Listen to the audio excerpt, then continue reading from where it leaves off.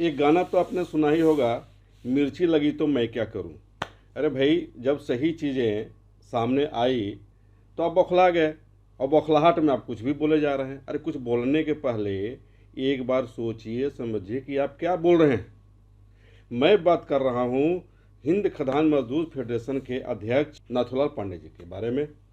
उन्होंने जो एक नया वीडियो उन्होंने जारी किया है, उसमें उन्होंने यह कहा है कि सत्येंद्र जी खबरों को तोड़ मरोड़ कर पेश करते हैं। पांडे जी, यह आपको पता है कि जब भी मैं खबर चलाता हूं उसमें आपका भी ऑडियो रहता है, और आपका ही नहीं, जिस किसी का रहता है उसका ऑडियो रहता है। मतलब उनने जो कहा वो मैंने चला दिया, आपने जो कहा मैंने वो चला दिया। क्या ये आपने सुना है?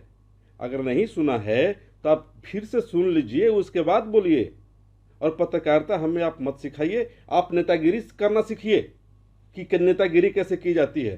कहते कुछ है, करते कुछ है, पलट जाते हैं तुरंत, करते मजदूर हित की बात। क्या मजदूर हित की बात करोगे, हमको बताओ ना आप। वेतन समझौता 10 में आपने हस्ताक्षर नहीं किया, क्यों नहीं किया? उसमें बड़ा शान से कहा आपने कि नहीं, मैं नहीं साइन किया मजदूर हित में 940 के बारे में प्रबंधन की ओर से, या उस पर कहीं कोई चर्चा नहीं थी। बहुत स्वागत योग्य था वो। लेकिन बाद में क्या हुआ? टाटा फिश क्यों? वहां पर यह मामला चला गया स्टैंडर्डाइजेशन कमेटी में। उस कमेटी के आप भी मेंबर है। क्या आप बताएंगे मजदूरों को कि 5 सालों में आपने स्टैंडर्डाइजेशन कमेटी में एचएमएस की ओर से प्रतिनिधित्व कर रहे हैं, आपने क्या किया? क्या एक भी बैठक हुई उसकी? नहीं ना। अगर हुई तो कब हुई, आप बताएंगे क्या? अगर हुई तो उसका रिपोर्ट आपने क्या दिया, बताएंगे क्या? नहीं बता पाएंगे। अगर बताएंगे तो आप बता दीजिए, मजदूरों को बताइए, हमें मत बताइए। आप मजदूरों को बताइए कि स्टैंडर्डाइजेशन कमेटी में जो रेफर किया गया था 940, उसके बारे में मैंने ये किया। ना तो आप आंदोलन की चेतावनी दिए, ना आप कोर्ट गए। क्या मजदूर हित की बात करेंगे आप? आपको यह समझना चाहिए कि जब 940 मजदूर हित में है तो उसमें आपको बढ़ चढ़ के हिस्सा लेना था। लेकिन आपने वैसा किया, क्या किया वो आप अपने जानते हैं, आपके संगठन के लोग भी जानते हैं। 10वें वेज बोर्ड समझौता में आपने 940 का बहाना लेकर के हस्ताक्षर नहीं किया। लेकिन वही फिर 940 कहाँ लागू हुआ? भंग हुआ? न भंग हुआ न लागू हुआ, पेन पेपर में चढ़ अघोषित बंद है। उसके बारे में आपने तो कुछ कहा ही नहीं, और 11वें वेतन समझौता में आपने हस्ताक्षर कर दिया। खैर, नमस्कार। मैं पांडे जी की तरह तो नहीं हो सकता, लेकिन इतना जरूर कहूंगा कि किसी भी ट्रेड यूनियन के नेता को या किसी भी नेता को बोलने से पहले एक बार जरूर सोचना समझना चाहिए। मैं आज भी आपको सुनाऊंगा पांडे जी ने क्या कहा है, वह आज भी मैं आपको ऑडियो में सुनाऊंगा, और मैं वही सुनाता हूं, उसके बाद फिर मैं आपसे बात करूंगा। पहले आप उनका ऑडियो सुन लीजिए। अरे ये जो अभी आज स्ट्राइक नोटिस दिया लोगों ने, हाँ, उसमें दिया है कि अगर मजदूरों की मजदूरी घटाई गई तो हम लोग स्ट्राइक करेंगे जी। कोल इंडिया से हमारी बात हुई पहले भी, अभी भी, और पहले भी हमने बयान दिया है हाँ हाँ। कि किसी कीमत पर मजदूरों की मजदूरी नहीं घटेगी।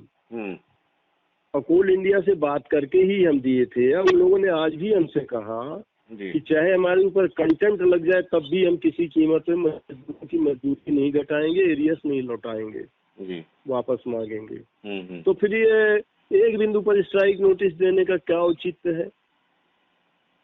मजाक बना दिया लोगों ने। अरे 940 ये सुनिए ना, ये चीजें जो है, जो इनके जो पत्र है, नोटिस जो इन लोगों ने दिया है, इसके मुताबिक ये लोग कंफर्म है कि कोल इंडिया वेतन कम करने जा रही है या फिर नहीं जा रही। मैं कह रहा हूँ, मैंने कोल इंडिया से बात किया है। आप मुझे कोट करते हुए लिख दीजिए जी। अब पहले, और ये भी लिख दीजिए कि मैंने पहले भी कहा था, बार बार याद होगा, कहा था कि किसी कीमत पर मजदूरों का पैसा नहीं घटेगा, ना एरियस घटेगा। घटेगा तो वही चीज तो है ना कि मान लीजिए कि आप बता रहे हैं कि नहीं घटेगा, वहाँ जो आपके भी प्रतिनिधि वहाँ पे हैं और तमाम 5। अरे हमारा प्रतिनिधि बोला कि मैंने कहा है इनसे। हाँ। अरे भैया, हमारे प्रतिनिधि से कोल इंडिया से नहीं ना बात होती है। जी जी जी हमसे बात होती है, हमने पहले भी कहा है, आज भी कहता हूँ और कल भी कहूंगा जी कि चाहे हाई कोर्ट, अभी तो हाई कोर्ट में पेंडिंग है जी। सब जुडिशियल मैटर, हाँ, अभी तो सवाल ही नहीं उठता था काटने का। हाँ। और तो हमने कोल इंडिया से बात की, उनने कहा अगर हाई कोर्ट कह भी दे कि काट लो तो भी नहीं काटूंगा मैं, क्योंकि जो मजदूरों को हमने पेमेंट दे दिया है वो वापस नहीं लेंगे। कोल इंडिया के चेयरमैन ने मिनिस्ट्री से अप्रूवल लेके दिया है, इससे कोई सवाल ही नहीं उठता कि हम काटें। अब कोल इंडिया एक तरफ ये चिल्ला रहा, दूसरी तरफ हम लोग हड़ताल नोटिस देते हैं। इसी बिंदु पर आज वो क्लैरिफिकेशन दे देंगे जनता में, तो हमारा मुंह कहाँ रह जाएगा। ये खोदा पहाड़ निकली चुहिया। अरे आज जनता उम्मीद कर रही है कि ग्रेचुटी वाला मुद्दा वो डालेंगे, आज जनता उम्मीद कर रही थी कि 940 डालेंगे। तो ये इतने महत्वपूर्ण मुद्दों को न डाल के हमने अपने आदमी से कहा था, तो कहा लोगों ने नहीं माना इन बातों को। तो ये तो ऐसे ही है कि कोई कहे कि बांझ के अगर लड़का होगा, हाँ, तो बांझ के अगर लड़का होगा तो हम स्ट्राइक कर देंगे जी, वो संभव है स्ट्राइक पर। तो ये जो होने नहीं है को हमारा लिख दीजिए, शब्द लिख दीजिए। कोल इंडिया ने हमसे कहा है कि हम किसी कीमत पर, चाहे हमारे ऊपर कंटेंट लग जाए, तब भी हम बढ़ी हुई मजदूरी नहीं घटाएंगे और एरियर्स वापस नहीं लेंगे, वो कंटिन्यू रहेगी किसी कीमत पर। This has been told by the coal India responsible directors. Strike notice से हम सहमत नहीं है। ठीक है। अरे भाई बांझ के पैदा ही नहीं हुआ लड़का तो हम कह देंगे कि उसके खिलाफ हड़ताल में जाएंगे। अरे जो हुए नहीं, कोल इंडिया ने नोटिस दिया क्या कि हम काटने जा रहे हैं। आप जानते हैं पेमेंट ऑफ वेजेस प्रोविजन है, without notice no deduction can be made. Leaders should know it at all.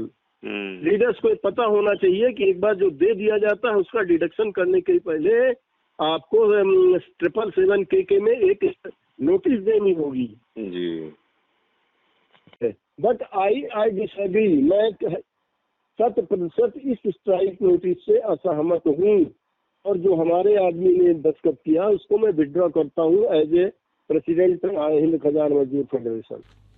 Pandey साहब, एक चीज आप बताएंगे क्या, बताने का कष्ट करेंगे क्या कि आप हिंद खदान मजदूर फेडरेशन के अध्यक्ष हैं। यहां सवालिया निशान क्यों? क्योंकि जयंती पोद्दार साहब के मरणोपरांत कार्यकारिणी समिति ने आपको मनोनीत किया था बतौर कार्यकारी अध्यक्ष, और यह उस समय निर्णय लिया गया था कि बाजाबता फेडरेशन का सम्मेलन बुला करके और उसमें आपको परमानेंट ही अध्यक्ष बना दिया जाएगा। क्या यह आपने सम्मेलन कराया?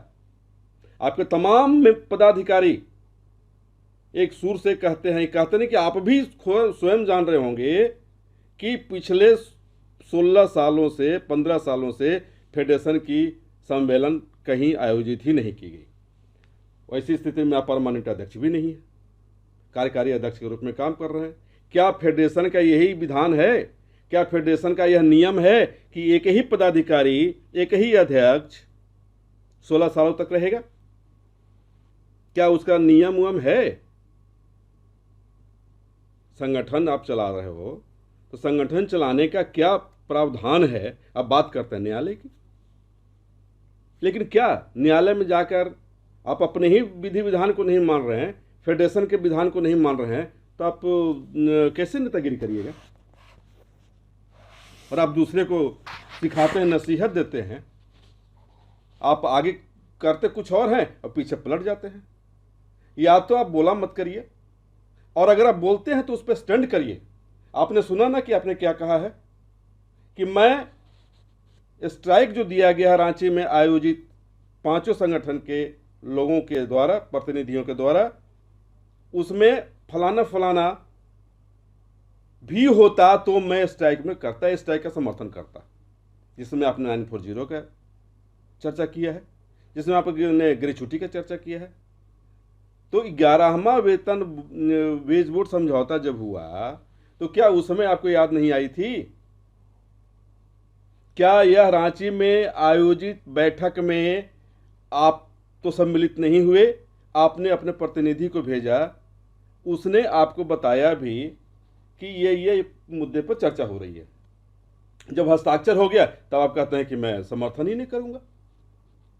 तो ये चीज आपको पहले कहना चाहिए था, लेकिन आपने वह भी नहीं कहा। आप जब भी बोलें आप हमसे बात मत करिए। मैं भी नहीं चाहता कि आप जैसे नेताओं से मैं बात करूं। बोलते हैं कुछ और करते कुछ और है। और आप पत्रकारिता हमें सिखाइएगा। आप नेतागिरी सीखिए, नेतागिरी। लोग तो यह चर्चा कर रहे हैं पांडे जी कि 200 एकड़ जमीन आप कहां से ले आए ट्रेड यूनियन में आने के बाद? क्या यह आपका खानदानी जमीन है?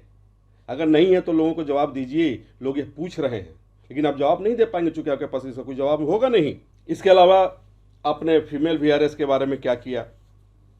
बतौर अध्यक्ष, कार्यकारी अध्यक्ष, नोट अध्यक्ष, कार्यकारी अध्यक्ष, आपने क्या किया?